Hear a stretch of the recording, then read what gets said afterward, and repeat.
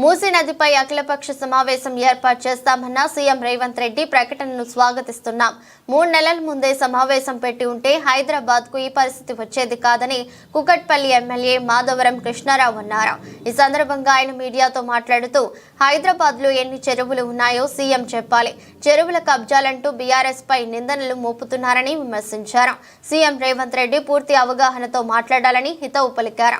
60-70 ఏళ్ల నుంచి పేద ప్రజలు కరెంటు బిల్లు, వాటర్ బిల్లు, అన్ని రకాల పన్నులు కడుతున్నారని, ఇప్పుడు అక్రమమని కూల్చివేస్తే పేదల జీవితాలు ఏం కావాలని ప్రశ్నించారు. మూసీ నదిని అభివృద్ధి చేయడానికి బీఆర్ఎస్ పార్టీ పరంగా 100% సపోర్ట్ చేస్తాం, కానీ పేదలను ఒప్పించి మెప్పించి సరైన ఉపాధి కల్పించి ఖాళీ చేయించాలని సూచించారు. తెలంగాణకు హైదరాబాద్ గుండెకాయ వంటిది, నగరం పేరును చెడగొట్టద్దని హితవు పలికారు.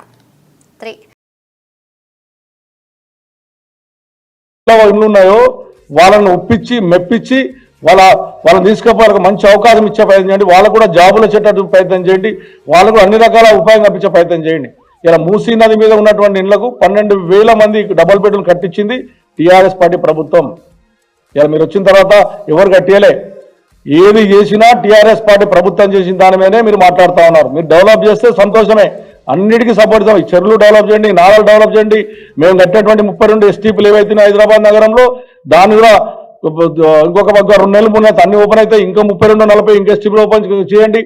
మూసీ నదికి అనుసంధానమే ఎస్టీపీలు ఉంటేనే మూసీ నది బ్రహ్మాండంగా అవుతుంది.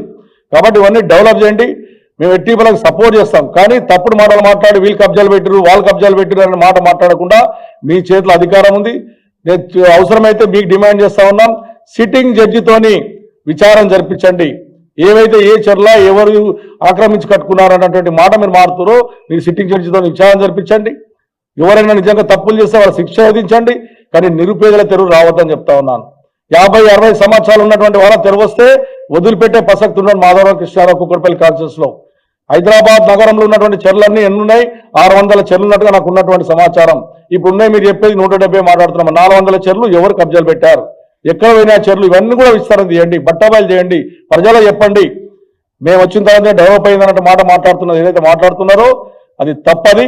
హైదరాబాద్ నగరాన్ని బ్రహ్మాండమైనటువంటి డెవలప్మెంట్ గతంలో టీఆర్ఎస్ పార్టీ హయాంలో చేశాం కాబట్టి మేము ఉన్నటువంటి 17 మంది హైదరాబాద్లో ప్రజలకు బొమ్మలతం పెట్టారు. హైదరాబాద్ ప్రజలను కన్నీరు పెట్టనియొద్దు.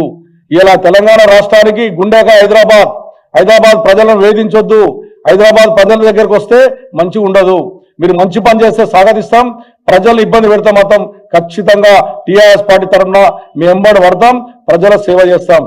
ఏమైనా చిన్న తప్పులు ఏమైనా ఉంటే సగలపై చెప్పండి. ప్రజలకు ఉన్నటువంటి సమస్యలు ఉంటే ప్రజలు మేము ఒప్పిస్తాం. కావాలంటే కన్నా నిజంగా ఇంపార్టెంట్ ఉంటే మీరు మేము అందరం కలిసి చెప్పిద్దాం.